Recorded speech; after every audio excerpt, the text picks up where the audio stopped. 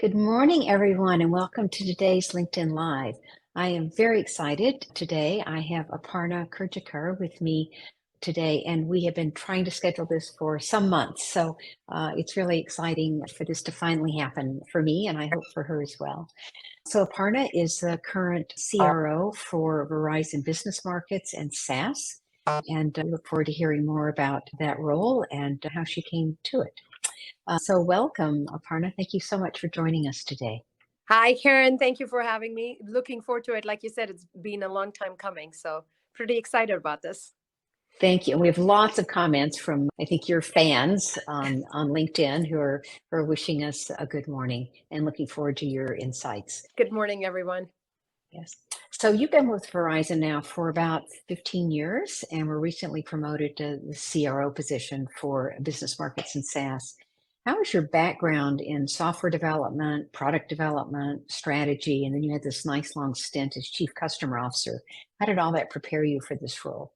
Yeah. So I call myself an accidental salesperson, Karen. But honestly, I feel like over the last 13 years within Verizon, I've been preparing myself and the company's been preparing me for this role. So starting off with a product and tech background, working in the network, which obviously is the crowning jewel of Verizon, Yes. and really learning the guts of how it is that we serve our customers, Mhm. working on a whole bunch of solutions across omni channels, digital included, and then really getting a very good fix for customer first mentality has helped me as I took on this role, both from a technology, then a product, and then the customer first focus to really be able to hone in on what it is that the customer wants and how is it that we can be supporting them. I will tell you the one secret sauce that I feel like I've been able to bring to this role, Yes. Karen, above and beyond all of this, is managing by data. I Hmm. often say sales is the art of selling. People buy from people, but you can only enhance it with the science behind it. And I think one of the things I've been able to leverage very keenly is really learning from data about the customer, their propensity to buy, where is it that they are sitting today in terms of their Hmm. needs, and how is it that we then apply the omni-channel strategy and the reps whose time is also critical to be Hmm. applied to the right places and the right solutions. How is it that we Right. bring that to the fore with data? Yes, wonderful overview. I'm imagining that your chief customer officer role gave you such deep insights into your customers, right? As both as a group and as individuals, that now you're able to take that data, which is sort of global data, and focus it in. So You terrific. got it. Uh, And Karen, one of the things that I have learned, it's really simple. It's that one size doesn't fit all. I focused on consumers, but now in my mm, previous role, but now I'm really focused on businesses, small and mid-size.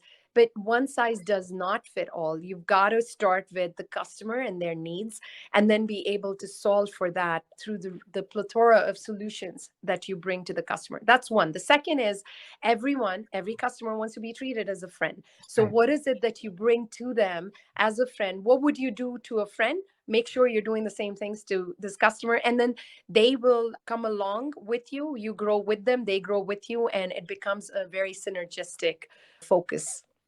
Yes. And by the way, hats off. You were chief customer officer during the period of the sort of depths of the pandemic. And hats off for taking care both of your internal staff and your customers during this time. Because as a small business myself, I can tell you we were in need of friends and partners out there to get through it. And So we you're, figured it out together. So, yes. in keeping with what is it that the customer wants and how is it that we solve it together. Yeah. So you're about 6 months now into this new role. What is the strategic intent behind the creation of this division? Yeah. So here's the thing. I guess it's no surprise to anybody that technology has permeated every sector, every industry, every Mhm. business. Every business, if I can say so, is a tech first business. Absolutely. Businesses are learning how to differentiate through technology, how to make sure they're bringing in customers, supporting and solving for the customer's needs, and then operating the right way using digital technologies and schemas. And Mhm. what my role and this team is now doing is making sure that we're solving for just that for small and mid-sized businesses. You're talking about businesses with FTEs anywhere from size 5 all the way to 1,000. So as you can imagine, a large gamut. And you're talking about each and every sector, be it retail, be it food, healthcare, be it industrial, be it anything around automotive. So lots of sectors, all sectors, as you can imagine, and supporting them for their needs. One of the things that we are doing is making sure that we start with the customer and their tech needs and solve for it through our plethora, our good compendium of solutions and services that we bring to the table around mobility, around broadband, and then what we call SaaS, generally in the industry, software solutions that are cloud-based, be it for IoT, be it for automotive, be it for collaboration, or then cybersecurity. So what we pride in doing is making sure that we come to the table with three things. One, a whole gamut of services and solutions, starting from connectivity and extending into tech in the right way, making sure then that we've got the right kind of support, Karen, that can be offered out to the customer while planning for their solutions, while delivering those solutions, and post-delivery in the kind of support that we bring to the customer. And then last but not the least, growing with the customer needs. So you start off at a place X, but make sure, and this is one of the things that the pandemic has taught us, is being flexible is of paramount importance in the viability and sustainability of any company. And that's where we show up. Yes, exactly. What are some specific challenges that you're seeing now from small and medium businesses? Oof. So the last couple of years have been absolutely a roller coaster, to say the least, for all companies, all businesses of all sizes, but especially for the small and mid-sized businesses. As you look at what happened through the pandemic, as you came out of the pandemic and got hit by the socio-economic sort of considerations across not just the US, but globally, that impacted supply chain, that impacted every and any industry in big ways through inflation and through just paucity of labor, as well as the changing needs of the customers that our businesses were seeing, right? We've seen a lot in terms of push and headwinds.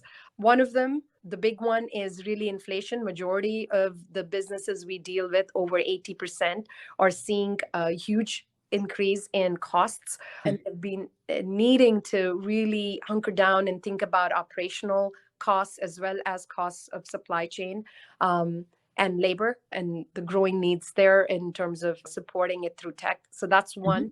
The other, I called out supply chain, but majority of the businesses we're seeing an increase in costs because of supply chain and really having to rethink their models based on that. Where is it that they go for the supply of the different equipment, the different costs that then account for everything that gets pushed into their costs as they go serve their customers. And last but not the least, Karen, as the world and the businesses are getting more and more and more connected, we're seeing a huge influx of cybersecurity needs and needs in terms of managing this is the right way, because that can really be sort of your nemesis if you aren't doing it right and supporting your customers safely and at the same time your operations safely as well. So those are the kinds of, just a few, but the kinds of headwinds a lot of the businesses we deal with are facing. It's not easy to be an SMB, right? So just on your last point around cybersecurity, I've had a number of consulting clients over the years who have faced security hacks or ransomware attacks, and there's the event itself, which is horrible, but then there's all the time lost from trying to deal with those attacks when you're not doing the other things you had planned to be doing, you need to be doing for your business. So I'm imagining that's the sort of area where you would partner with clients to help them maybe be more flexible, more resilient. How do you partner with clients around cybersecurity? Yeah. So again, cybersecurity is a space which is of prime importance as folks are going more digital, as you can imagine, as you're seeing in the industry. One of the things there that we've got to account for is it's not a one size fits all. And it's also not something that is one and done. both from a connecting to the customer, but also Mhm. from an operational perspective. What we do is we have an entire organization that comes in and really does an assessment of what is it that your digital needs are today and in the future. And based on that, what is it that you need in terms of protecting your endpoints, making sure that you don't have the man in the middle attacks, making sure that you've got the right kind of antivirus protection, device management across the board, across all the different Mhm. devices that you're connected, especially Karen, as you think about working from home, those remote workers, what is it that their needs are, and how is it that you make sure that authentication and activation is done right? So we've got a huge gamut of partners and our own solutions that are ready and available, but we've got to make sure first that we understand where the customer is today, where the customer Mm. is planning to be, and then bringing the right solutions to for them. We have, like I said, an entire organization that does that assessment. So you come to us, and then we make sure that those different solutions are all packaged Mhm. together and bundled for you, and then they grow with you as you grow. Yeah. Well, you may be accidentally into sales, but you certainly have the customer journey pegged. So that's great. So I know most of the people who are on the call today are interested both in Verizon and Verizon Business, but also in you as a leader. Could you talk a bit about sort of your leadership style and how that's evolved over the years? Yeah. So, firstly, I am all about making sure that I'm serving those who serve the customers. And that has been my philosophy right from the beginning. Even when I wasn't in a complete sales focused role, I was always Mhm. aligned to making sure that we were all aligned towards that customer. And that has helped me tremendously in learning what that customer wants and making sure all the way to the products, the services that we offer, we've got the right kind of support and solutions for that customer. I come in into any role, Karen, and then have had several roles, as you've seen and as we talked about Mhm. within Verizon itself. I've come in with confident humility, confidence in what I Mm. bring to the table, but humble in a way where I'm willing to learn and willing to be curious and willing to push myself. I always pride in being a little bit of that imposter in every role, Yes. because it only helps me hone my skills and learn and grow with everyone else. And for that, I have to start with being vulnerable and one, being kind to myself, but more importantly, being kind and very appreciative of what the other party is bringing to the table. Mhm. I have, in this role, hopefully, my team will tell you, been able to start becoming a little flatter and faster with that learning going both ways. Mm. It was the day one when I came in, Karen, I had to tell my team of thousands of people, like, I've never done sales. You're going to have to teach me that. But at the Mm. same time, I bring to the table technology, data, um, analysis, and acumen, and other flavors to the job, which hopefully together at the confluence of that, we can build beautiful things. And I'm hoping that I'm on that journey constantly with that constant learning methodology. The piece Yes. that has helped me Mhm. through all of that is having a shared success story with partners, because I can't do it myself. And as you can imagine, Verizon's a very matrixed organization. So bringing in that very open, help us, help ourselves, we will help you, and let's go jointly do something together, has made this it takes a village story versus Mm. just one organization trying to go solve for something itself in Ab- and itself. Absolutely right. We know that high performance teams are created by people with different skill sets.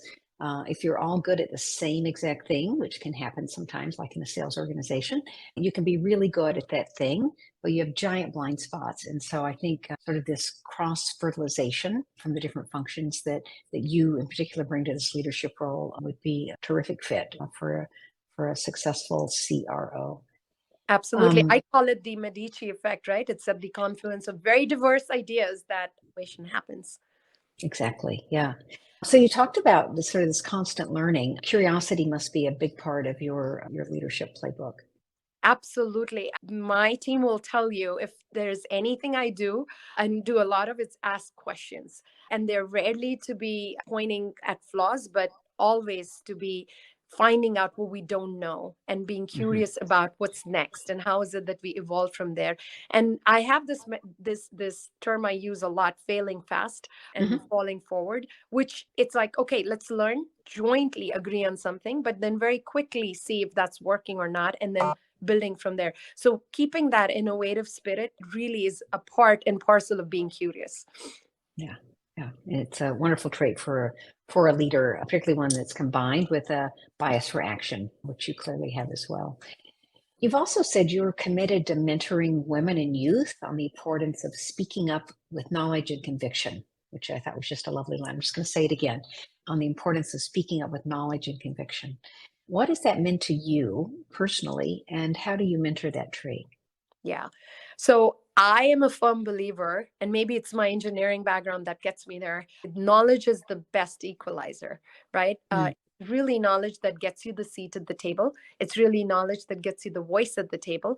And once you've got that knowledge, everything else really is secondary. The levels don't matter. What doesn't matter is who's got the loudest voice. What really matters is who's got the mm, knowledge and who's being able to, who can contribute into the conversation. And one of the things, very simply, I always try and attempt to do, and I hope others do as well, is really seeking out those people who have that knowledge, who've really gone and done it and taken it all the way to the end, worked it, because they've got the experience and they've got the knowledge, and bringing that in into the discussion and into the decision making is really important. In organizations of our size, 6,000 deep, 8,000 deep, it sometimes gets really difficult if you've got a mm. command and control and you're making all the decisions, Karen, sitting in a closed room somewhere here in Basking Ridge. You've got to make sure that you've got folks who are enabled to be speaking up and bringing in that very, very close to the ground information very quickly to you and making decisions that way. In keeping with that, in every meeting, we make sure that we're bringing in just the right people. It doesn't matter, the levels. We also make sure that we've got the right kinds of listening posts across the organization, where we're bringing in two-way communication. Communication top down is easy. It's the bottom up communication sometimes takes longer, and we can't really be waiting Right. for days. We just need those signals to be coming in very quickly. So doing that, and also creating the right kinds of think tanks with the right folks so that they feel like their voice is heard, and we're able to take that into any consideration on product decisioning, pricing, as well as the approach in the market is helping. There's more we can be doing there. Yes, I think we're evolving into how to do this, right? As we have tools that are evolving, but we as humans have to evolve along with it. I love this word enabled, right? That you have people in your organization who are enabled. So empowered is a lovely word, but I think enabled gives a sense of not only having the responsibility, a possibility to live into, but also the skills. Right, that you're committed to making sure that people have the skills and the talent in the organization to do what needs to be done, but also to make considerations. What what Karen, do you? real quick on Yeah. that one, I use the word flatter, faster a lot in the Mm, organization. We need to get flatter and we need to get faster both ways. Getting the mm, context out into the field on a change in direction, yeah. but at the same time, bringing in the right kinds of signals up to make those changes is important. Yes, of course. Yeah, really excellent point. So when you hire, what are the most important attributes you hire from? I mean, clearly there's a functional specialty of Yeah. some sort that's typically part of the job description, but what are those other attributes that are most important to you? Yeah, I personally look at the attitude. Can this individual sort of build on what it is that they have today and be able to really go aggressive, fall forward, or are they too much buried in the past success and the past glory Mm, where it's like I can't take any risks? So it's that attitude and the approach that I personally look at above and beyond everything else.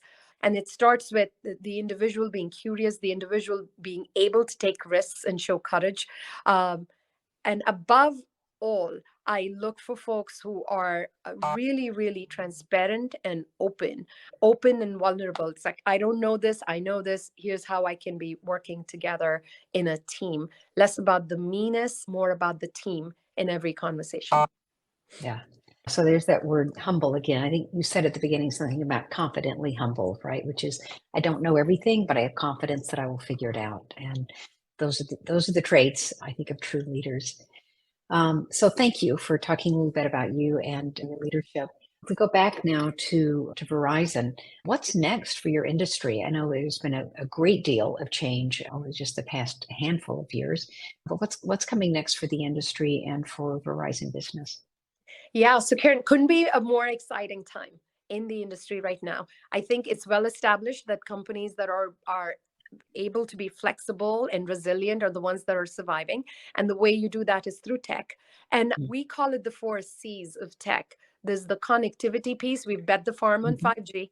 And there's connectivity that comes in for mobility, but also broadband. We've got fixed wireless access with uh, companies that were not able to connect, small and mid-size, given access, given affordability, given flexibility, the resiliency they need in broadband, that we are starting to connect in big ways through fixed wireless access and building on that. So that's the connectivity piece.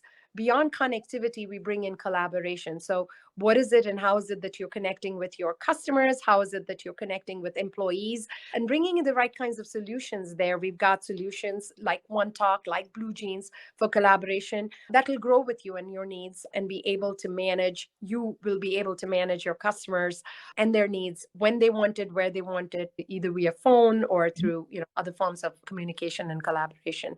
The third piece really ends up being about cybersecurity, as we called out. There's a Hmm. huge need there, and it cannot be downplayed. And it's a place where we are available with a gamut of services and solutions that will solve for every and all of your needs. One of the things we've done and we take pride in is enterprises are solving for connectivity and Hmm. cybersecurity a certain way. We've actually made sure that we have down marketed, down segmented those solutions and packaged them the right way for the mid and small size. So that's a great place to be in. And last but not the least, it's about the cloud and the services and solutions that you can bring in for automation, for data management, and augmented intelligence that you could be bringing even in the small and mid-sized companies. These words and these terminologies and these tech solutions are not meant only for enterprises. In fact, we're seeing the small mid-sized space really adopting these faster in many cases in many places. So